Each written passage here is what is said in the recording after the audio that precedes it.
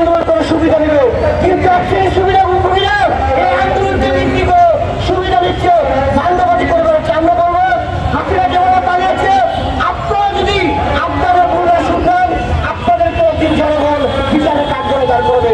ধন্যবাদ সবাইকে। ভিন্ন দল ভিন্ন পথ, দেশের প্রশ্নে ঐক্যমত, দেশের প্রশ্নে ঐক্যমত, ভিন্ন দল ভিন্ন পথ।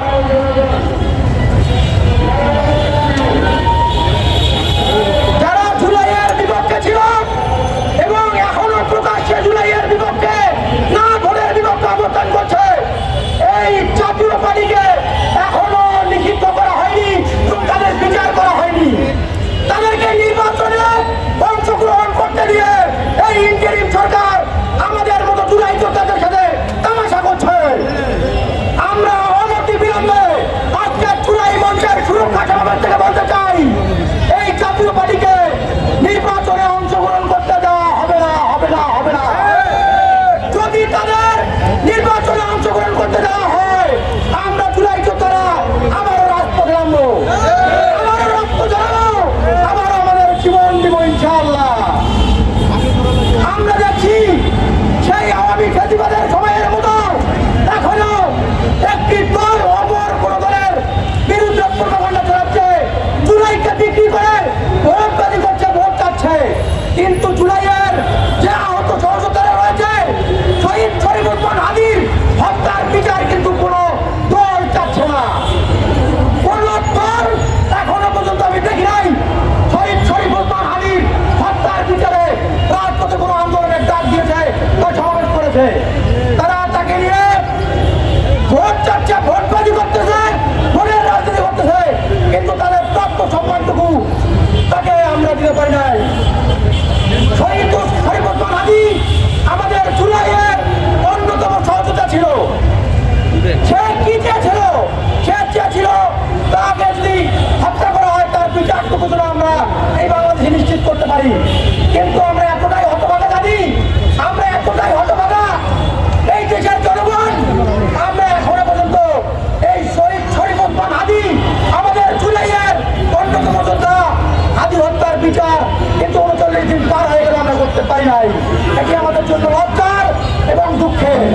তাই প্রতিটি রাজনৈতিক দল, সামাজিক দল, তাদের প্রতি আমি বিশেষভাবে আহ্বান জানাবো, তারা যেন শহীদ শরীফুদ্দিন হাদির হত্যার বিচারের দাবিতে আমাদের সাথে রাজপথে একতা পোষণ করে। এই বলে আমি বক্তব্য শেষ করছি। এই মুহূর্তে আমাদের মধ্যে বক্তব্য রাখবেন ডাকসুর নির্বাচিত ছাত্রনেতা ওয়াসির মাস্তুর। ওয়াসির মাস্তুর ভাইকে বক্তৃতা দেওয়ার জন্য বিশেষভাবে অনুরোধ জানাচ্ছি। একটু কারেকশন করে দিই, আমি ডাকসু নেতা না, আমি হল সংসদ নেতা। আমি স্যার এস রহমান হলের 5 কক্ষ সম্পাদক। আচ্ছা, আজকে বাংলাদেশ সুরক্ষা সমাবেশে উপস্থিত সবাইকে অসংখ্য ধন্যবাদ। এই জন্য যে আপনাদের মাঝে এখনো জুলাই চেতনা বেঁচে আছে। যারা জুলাইকে বিক্রি করেছে তারা এখন ব্যস্ত নিজের আখের গোছানোতে, তারা এখন ব্যস্ত বিদেশে তাদের ধন সম্পদ গাড়ি বাড়ি তৈরি করছে। আমরা যারা জুলাইকে ব্যবসা করিনি, যারা আমরা জুলাইকে ধারণ করেছি, তারা এখনো রাজপথে আছি। আপনাদের ছোট্ট উদাহরণ একটা কি, আমাদের হাদি ভাইকে 12ই ডিসেম্বর যখন গুলি করে আহত করা হলো, কিন্তু তখনও মারা যাননি। তখন আমাদের সাধারণ মানুষের মধ্যে যে ক্ষোভ ছিল, তার ক্ষোভের বহিঃপ্রকাশ ছিল কিছু দালাল মিডিয়ার বিরুদ্ধে। সেখানে যখন অগ্নিকাণ্ডের ঘটনাগুলো হলো, সেখানে কিন্তু চিহ্নিত করে করে কে কে জড়িত তাদের আইনের আওতায় নেওয়া সম্ভব হয়েছে। কিন্তু দুঃখের বিষয়, আমাদের হাদি ভাইকে প্রকাশ্য দিবালোকে চিহ্নিত ব্যক্তিরা হত্যা করেছে, তাদের এখন আইন আওতায় নিয়ে আসতে পারিনি। সেম সেম সেম ইন্টারিমে যদি সদিচ্ছায় থাকতো, এতদিন অবশ্যই আমরা কারাগারের পিছনে ওই হত্যার সাথে জড়িত যারা তাদের আমরা দেখতে পেতাম, এর পিছনে যারা মাস্টার মাইন্ড তাদের নাম আমরা জানতে পারতাম। কিন্তু দুঃখের বিষয়, ইন্টারিমের ন্যূনতম সদিচ্ছা আছে বলে আমাদের মনে হয় না। যার কারণে জুলাইয়ের যেমন আমাদের রাজপথে থাকতে হয়েছে, এই জুলাই পরবর্তী সময়ে এসেও আমাদের রাজপথ ছাড়ার কোনো উপায় নেই। আগামীকাল ইনশাল্লাহ আমরা এই রাজপথেই থেকে যাব। আমাদের রাজপথে জন্ম, মৃত্যু আমাদের এই রাজপথেই হবে ইনশাআল্লাহ। সবচেয়ে একটা হাস্যকর বিষয়, শেখ হাসিনাকে ফ্যাসিস্ট বানালো কে? এই জাতীয় পার্টি। পাপেট একটা বিরোধী দল হিসেবে দাঁড়িয়ে থাকলো এই জাতীয় পার্টি। এই শেখ হাসিনাকে যে ফ্যাসিস্ট তৈরি করলো, সেই জাতীয় পার্টি এখনো বুক খুলে সে এখনো দাবি করে আমরা জুলাইয়ের বিপক্ষে, আমরা জুলাই সংস্কারের বিপক্ষে। ইন্টারিমকে আমাদের মূলা দেখাই, আমরা যদি খেতে চাই তাদের কিন্তু আমরা বাস দিতে ভুলবো না। সর্বশেষ কথা, জুলাইয়ের পরবর্তী সময়ে আমরা চেয়েছিলাম আমলাতান্ত্রিক একটা সংস্কার, সেখানে সংস্কারের নামে আবার আমাদের মূলা দেখানো হলো। যাদেরকে আমরা আওয়ামী নিষিদ্ধ করা, দেশের সংস্কার করা, বিচারিক সংস্কার করার জন্য বসালাম, তারাই কিনা আমাদের বাস দিয়ে বসে থাকলো। আমরা কিন্তু এখন রাজপথে আসি, আপনাদেরকে দেশে আসতে হবে না, আমরা কিন্তু আপনাদের রাজপথে দিই, যদি আগামীতে পাই ছুটিয়ে লাভ করে দিব। আমার কথা দীর্ঘ করবো না, আমরা জুলাইয়ের রাজপথে ছিলাম, বর্তমানে রাজপথে আছি, আগামীতেও রাজপথে আসবো। তাই আপনারা সাবধান থাকুন, দ্রুত হাদি ভাই হত্যার বিচার করুন, আমলাদের বিচার করুন, জাতীয় পার্টিকে নিষিদ্ধ করুন। ধন্যবাদ। ধন্যবাদ মাস্টার ভাইকে। এই বিচার বিচার বিচার চাই, হাতি হত্যার বিচার চাই, বিচার বিচার বিচার চাই, হাতি হত্যার বিচার চাই, এই কোন হত্যার বিচার চাই। চলছে জুলাই চলবে, জুলাই মঞ্চ লড়বে, চলছে জুলাই চলবে, জুলাই মঞ্চ লড়বে। এই মুহূর্তে আমাদের সাথে আমাদের মধ্যে বক্তৃতা দিতে আসছেন জুলাই মঞ্চের সম্মানিত মুখপাত্র সাকিব হোসেন ভাই। সাকিব হোসেন ভাইকে বক্তৃতা দেওয়ার জন্য বিশেষ অনুরোধ জানাচ্ছি।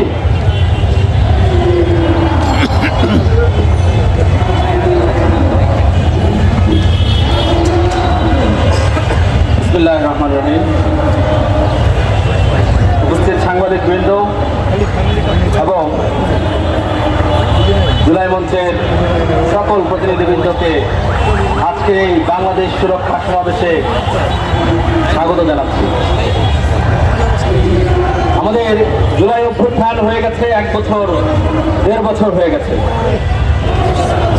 আমরা তো বাংলাদেশকে সুরক্ষিত রাখার জন্য এই জুলাই গণ অভ্যুত্থান করেছিলাম। তাহলে 1.5 বছর পর এসে আমাদের কেন আজকে আবার বলতে হচ্ছে এবং কেন করতে হচ্ছে বাংলাদেশ সুরক্ষা সমাবেশ? সেখানে মূল প্রশ্ন, বাংলাদেশ কি সুরক্ষিত হয়েছে? আমরা কি বাংলাদেশকে সুরক্ষিত রাখার জন্য যে গণ অভ্যুত্থান করেছি সেই সুরক্ষিত বাংলাদেশ পেয়েছি কিনা? যদি সুরক্ষিত বাংলাদেশ পেতাম তাহলে বাংলাদেশকে আরক্ষিত করা, বাংলাদেশের সার্বভৌমত্বকে ধ্বংস করা, বাংলাদেশের মানুষের ভোটাধিকার হরণ করার যে মাস্টার মাইন্ড কুশীলভরা আজকের এই বাংলাদেশে নির্বাচন করার সুযোগ পেত না। জাতীয় পার্টির মতো ফ্যাসিবাদী ভারতীয় দল বাংলাদেশে নির্বাচন করার সাহস পাচ্ছে কিভাবে, সেই প্রশ্ন আমাদের আজকে রাখতে হচ্ছে। এই সাহস এনটিএমের অথর্ব এবং মেরুদণ্ডহীনতার কারণে আজকে তারা পাচ্ছে। আমরা ইন্টারিমকে বলতে চাই, জাতীয় পার্টিকে ইলেকশনে আনতে হবে, সেই শর্ত দিয়ে ইন্টারিমে বসেছিলেন কিনা? জাতীয় পার্টি 14 দলের নিষিদ্ধের দাবিতে আমরা বিগত 1 বছর যাবৎ এখানে আন্দোলন সংগ্রাম করছি। আমাদের 86তম দিনের মাথায় আওয়ামী লীগ নিষিদ্ধ হয়েছিল। বিচারিক প্রক্রিয়ায় বিচারের মাধ্যমে তাদের বিচার না হওয়া পর্যন্ত আওয়ামী লীগ তাদের কার্যক্রম করতে পারবে না। তাহলে জাতীয় পার্টিকে বাংলাদেশে 3টা নির্বাচন বৈধ প্রদানকারী এই জাতীয় পার্টি, আওয়ামী লীগকে ফ্যাসিস্ট বানানোর অন্যতম ছিল এই জাতীয় পার্টি। আওয়ামী লীগের আদালতে বিচার হলে জাতীয় পার্টি বিচার ছাড়া বাংলাদেশে নির্বাচন করবে কিভাবে? তাহলে কি আমাদের বলতে হচ্ছে ইন্টারিমের একটা চক্রান্ত, ইন্টারিমের একটা ষড়যন্ত্রই হচ্ছে জাতীয় পার্টির মাধ্যমে বাংলাদেশে আওয়ামী লীগকে পুনর্বাসন করা? তা না হলে বিগত 1.5 বছরে রাস্তাঘাটে জুলাই যোদ্ধারা এবং বাংলাদেশের সর্বস্তরের মানুষ বলে আসছে জাতীয় পার্টিকে নিষিদ্ধ করো, জাতীয় পার্টিকে নিষিদ্ধ করো, জাতীয় পার্টি ইলেকশনে আসতে পারবে না। তারপরও কিভাবে জাতীয় পার্টির অসংখ্য প্রার্থী বৈধতা পায়? জাতীয় পার্টি ব্যান হবে।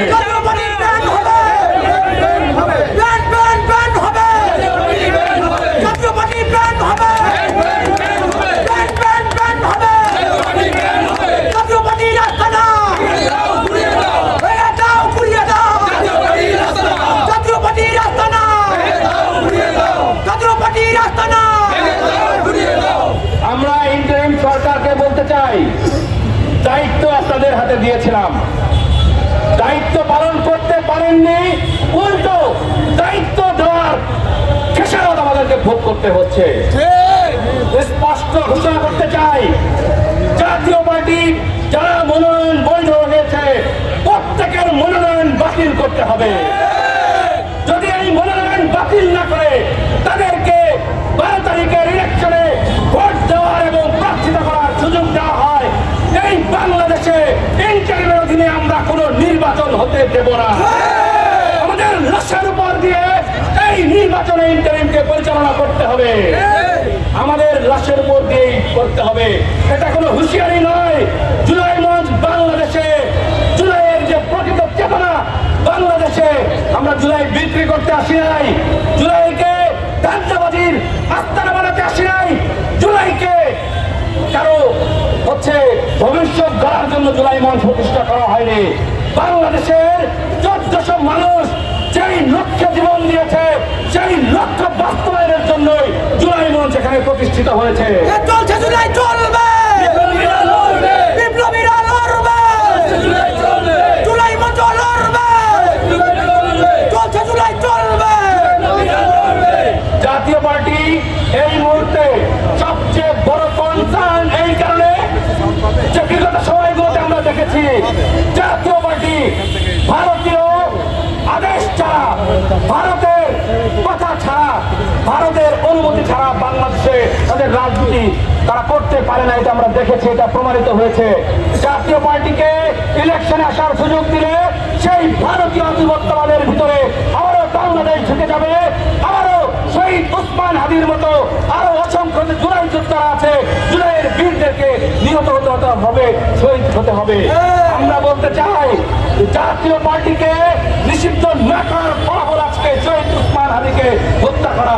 এরকম জাতীয় পার্টির মতো ফ্যাসিবাদী যে দলসমূহ আছে এবং ফ্যাসিবাদের যে আমলারা আছে তাদেরকে বহাল রাখার ফলাফল আজকে শরীফ ওসমান হাদি। শরীফ ওসমান হাদির বিচার আমরা কেন পাচ্ছি না? এই রাষ্ট্রযন্ত্র প্রত্যক্ষভাবে পরোক্ষভাবে মদত দিয়েছে এই খুনিদেরকে পালিয়ে যেতে। যদি খুনিদেরকে ধরা হয় তাহলে মূল সবকিছুই প্রকাশ হয়ে যাবে, যার ফলে তাদেরকে সেফ এক্সিট দেওয়া হয়েছে বলে আমরা মনে করি। এই খুনিদের ব্যাপারে আদালতে যে একটা চার্জশিট দেওয়া হয়েছে, এই চার্জশিট শুধুমাত্র মহাসাগরের মধ্যে বরফের যে একটা মাথা দেখা যায় সেই বরফ খণ্ডের জাস্ট উপরিভাগ। এই চার্জশিটে বরফ খণ্ডের বিশাল অংশ যেটা পানির নিচে থাকে সেই মূল হোতা, নির্দেশদাতা, আদেশদাতা, পরিকল্পনাকারীদের ব্যাপারে কোনো তথ্য এখানে নেই। আমরা বলতে চাই শহীদ ওসমান হাদি হত্যা কোনো স্বাভাবিক ঘটনা নয়, কোনো প্রতিহিংসার বশবর্তী হয়ে আওয়ামী লীগকে শুধু গালাগালি করেছে এই জন্য যে তাকে হত্যা করা হয়েছে এটা আমরা মনে করি না। বাংলাদেশ থেকে যেন ভারতীয় আধিপত্যবাদ সেই আগের মতোই বহাল রাখা যায়, বাংলাদেশে যেন সেই আধিপত্যবাদের বীজ বপন রাখা যায়, বাংলাদেশে যেন ভারতের আধিপত্যবাদের বিরুদ্ধে, ফ্যাসিবাদের বিরুদ্ধে, অন্যায়ের বিরুদ্ধে, চাঁদাবাদের বিরুদ্ধে, জুলুমবাজের বিরুদ্ধে, ভোটের বিরুদ্ধে আর কোন তরুণ যুবক এবং তরুণ সম্প্রদায়ের কেউ যেন মাথা উঁচু করে কথা না বলতে পারে, তাদেরকে হুঙ্কার দিতে না পারে, সেই বাংলাদেশের তরুণদের, যুব সমাজের কণ্ঠকে স্তব্ধ করার জন্যই এই একটা বৃহৎ পরিকল্পনার মাধ্যমে এই শহীদ ওসমান হাদিকে হত্যা করা হয়েছে। তরুণদের ভয়েসকে অবলম্বিত করা, তরুণদের ভয়েসকে বন্ধ করার জন্য এই হাদিকে হত্যা করা হয়েছে। বিচার বিচার বিচার চাই, হাদি হত্যার বিচার চাই, বিচার বিচার বিচার চাই, হাদি হত্যার বিচার চাই। আমরা বলতে চাই হাদিকে হত্যা করে যদি মনে করা হয় বাংলাদেশের তরুণরা যেই লক্ষ্যে বাংলাদেশ থেকে ফ্যাসিবাদ দূর করেছে সেই ফ্যাসিবাদকে আবার, সেই কাঠামোকে, সেই রাষ্ট্রযন্ত্রকে আবার বাংলাদেশের জনগণের কাছে ফিরে দেবেন এবং তরুণদের কণ্ঠস্বরকে রোধ করে আগের মতোই বাংলাদেশকে শাসন করবেন, সেই স্বপ্ন বাংলাদেশের ছাত্র জনতা পূরণ হতে দেবে না। আমরা সচিবালয় ঘেরাও করেছিলাম 2 বার যে শেখ হাসিনা যাদেরকে নিয়োগ দিয়েছে সচিব হিসাবে তারা কি আওয়ামী লীগের বাইরের কেউ? একজন আওয়ামী লীগের বাইরের লোক নয়, তাদের প্রত্যেক দুর্নীতির হিসাব সামনে এনে কনফার্ম হওয়ার পরে তাদেরকে সচিব হিসেবে নিয়োগ দেওয়া হয়েছিল। অথচ আমরা দেখেছি ইন্টারিমকে বারবার হুঁশিয়ারি দেওয়া, বারবার বলার পরেও রাজপথে আন্দোলন সংগ্রাম করার পরেও এই সচিবদেরকে অপসারণ করা হয় নাই। পাশাপাশি এই যে পুলিশরা গণহত্যা চালিয়েছে, র্যাবের লোকজন গণহত্যা চালিয়েছে, এই বিজেপির লোকজন গণহত্যা চালিয়েছে, আনসারদেরকে দেখেছি তারা একটা নিরীহ বাহিনী, তাদেরকে দিয়েও বাংলাদেশের ছাত্র জনতার বুকে গুলি করে হত্যা করানো হয়েছে। তাদের প্রত্যেকটা অফিসারকে কি গ্রেফতার করা হয়েছে? বিচার আমরা কার কাছে যাচ্ছি? বিচার কি বাংলাদেশের মানুষ পেয়েছে? আপনাদেরকে বসিয়ে আমাদের কি ঘন্টা লাভ হয়েছে? আমরা আপনাদের বসিয়েছিলাম বিচার করবেন, সংস্কার করবেন, নতুন বাংলাদেশ গঠন করবেন। সেটা তো করতে পারেন নাই, বিচার করতে পারেন নাই। একটা মূলধনের বিচার করেছেন, শেখ হাসিনা রায় দিয়েছেন, সে আছে ভারতে। আর বাংলাদেশে যে দুনিয়া এখনো পর্যন্ত আছে, তাদের বিচার কোথায়? তাদের বিচার কোথায়? সেই পুলিশ অফিসারদের বিচার কোথায়? আর্মি অফিসারদের বিচারের রায় কোথায়? সেই র্যাবের অফিসাররা কোথায়? সেই বিজিবির অফিসাররা কোথায়? বাহিনীর বিরুদ্ধে বলা যাবে না। আপনাদেরকে এই জন্য বসিয়েছি, সংস্কারের নামে একটা তামাশা করেছেন, সেই সংস্কার কমিশন করেছেন, সেখানে রাজনৈতিক দলগুলোকে ডেকে ডেকে চা খেয়েছেন, এই করেছেন সেই করেছেন, জুলাই সনদ করেছেন, বিতর্কিত করেছেন এই জুলাইকে। সেই জুলাই সনদে বাংলাদেশের মানুষের আস্থা ফিরে আসেনি, যার কারণে এখন গণভোটে যেতে হচ্ছে। আপনাদেরকে এই রাজনৈতিক দলের মতামত দিয়ে, রাজনৈতিক দলের মতামত দিয়ে কি গণঅভ্যুত্থান হয়েছিল? রাজনৈতিক দলের মতামতে এই বাংলাদেশে গণঅভ্যুত্থান হয়েছে। আমরা রাজনৈতিক দলকে দেখি নাই বিগত 15 বছর তারা শুধু মার খেয়েছে, মার খেয়ে অনেকে মার ছেড়ে পালিয়ে গেছে, অনেকে নিষিদ্ধ হয়ে গেছে। তাদের মতামতের ভিত্তিতে বাংলাদেশ চলবে? তারা তো তাদের পক্ষে মতামত দেবে যে বাংলাদেশ আমাদের হাতে দাও, আমরা এটাকে চাবিয়ে খাবো, চিবিয়ে খাবো, এটা রস সাধন করবো। সেই লক্ষ্যে আপনাদের বসিয়েছিলাম। তাদের মতামতের ভিত্তিতে আপনারা সংস্কার করবেন। সংস্কার কমিশনে গিয়ে একজন বলে আমি এটা চাই না, আরেকজন বলে ওটা চাই না, একটা কিছু তো শোনার আমাদের দরকার নাই। আমরা চেয়েছি নিরাপদ বাংলাদেশ, সেটাই আমাদের দিতে হবে। সংস্কারে কি আছে না আছে এটা আমাদের দেখার কোনো বিষয় নয়। নিরাপদ বাংলাদেশ আমাদেরকে দিতে হবে, ইন্টারিমের এটা নিশ্চিত করতে হবে। আরেকটা কথা বলতে চাই, ইলেকশন কমিশন, আপনি আপনার বেশভূষা খুব সুন্দর, দেখতে ভালোই লাগে।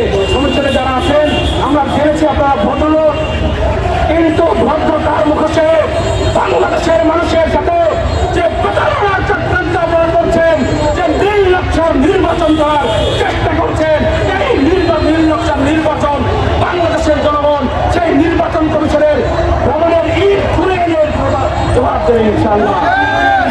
আপনারা বলছেন কি মনে কষ্ট চাপা দিয়ে সেই ঋণ খেলাপিদেরকে আপনারা নির্বাচন করার সুযোগ দিচ্ছেন। পুরাতন বাংলাদেশে কোনো দুর্নীতিবাদ, চাঁদাবাদ, সন্ত্রাসী, ঋণ খেলাপি নির্বাচন করতে পারবে না। এটাই নতুন বাংলাদেশের নির্বাচন হতে হবে। নতুন বাংলাদেশে কোনো সন্ত্রাসী, চাঁদাবাদ, মাফিয়া, কোনো ভোটচোর, ডাকাত, খুনিরা নির্বাচন করতে পারবে না। সেটাই হতে হবে নতুন বাংলাদেশের নির্বাচনের প্রার্থী। আপনারা বলছেন আপনারা মনে কষ্ট নিয়ে দিচ্ছেন, আপনাদের কষ্টটা কোথায়? কষ্ট শোনার জন্য বসেছি, কষ্ট নিয়ে আপনারা অপরাধীদেরকে আপনারা নির্বাচন করার সুযোগ দেবেন, এটা শোনার জন্য তো বসাইনি। যেটা আইনে আসবে, যেটা নীতি নৈতিকতার মধ্যে করবে, যেটা অপরাধ সেটা সকল কিছুটাই অপরাধ, সকল মানদণ্ডই অপরাধ। অপরাধীদেরকে কোন মনে কষ্ট নিয়ে আপনারা নির্বাচনের সুযোগ দিয়েছেন, এটার জন্য আমরা চাইতে অনতিবিলম্বে ইলেকশন কমিশনে যাবো। যে কত কষ্ট, আপনাদের মনের কষ্টটা কোথায় এটা আমরা জানতে যাব। বক্তব্য দীর্ঘায়িত করবো না। আমাদের এই যে আজকের বাংলাদেশের সুরক্ষা সমাবেশের বলতে চাই, জাতীয় পার্টিকে যদি ইলেকশনে ব্যান না করেন, এটার চরম পরিণতি ইন্টারিম সহ রাজনৈতিক দলগুলোকে ভোগ করতে হবে। রাজনৈতিক দলগুলোকে বলবো, ফ্যাসিবাদের বিরুদ্ধে যারা দীর্ঘদিন আন্দোলন সংগ্রাম করেছেন, তারা প্রত্যেকে ঐক্যবদ্ধভাবে এই ইলেকশনে জাতীয় পার্টি যদি আসে, তাহলে আপনারা এই ইলেকশন বয়কট করুন, অথবা আলোচনার ভিত্তিতে জাতীয় পার্টিকে ব্যান করে তারপরে আপনারা ইলেকশনে অংশগ্রহণ করুন। আমরা পাশাপাশি বলতে চাই, শহীদ শরীফ ওসমান হাদি যার কথা বললে অন্তরের মধ্যে অনেক কষ্ট লাগে, অন্তরের মধ্যে অনেক কষ্ট লাগে। পাশাপাশি জায়গাতে আমরা দাঁড়িয়ে বহু আন্দোলন সংগ্রাম করেছি, যদি বাংলাদেশের পক্ষে যাই শুধুমাত্র বাংলাদেশের জন্যই আমরা আন্দোলন সংগ্রাম করেছিলাম। সেই আমাদের আন্দোলন সংগ্রামের রাজপথের অন্যতম সিপাহসালার শরীফ ওসমান হাদিকে কেড়ে নেওয়া হয়েছে। বাংলাদেশে আর কোন নাগরিকের বুকে যদি কেউ গুলি চালায়, আমরা কোনো বিচার আইন কিছু দেখবো না। যেখানেই পাবো, ষড়যন্ত্রকারী হোক আর গুলিকারী হোক, যদি আমরা টের পাই, তাকে কিন্তু আমরা জনতার হাতে বিচারের মুখোমুখি করবো। সাবধান হয়ে যান, বাংলাদেশের মানুষের বুকে গুলি চালানোর আর কোন চিন্তা যদি কেউ করেন, তার পরিণতি যা বিশ্বের মানুষ দেখবে, বাংলাদেশের মানুষের বুকে গুলি করার পরিণতি কি হয় আমরা স্পষ্ট হুঁশিয়ারি দিয়ে বলছি। সর্বশেষ ভাবে বলছি যে এই ফ্যাসিস্ট যে সিস্টেম, এই সিস্টেম বহাল রেখে বাংলাদেশকে নিরাপদ বাংলাদেশ উপহার দেওয়া সম্ভব নয়।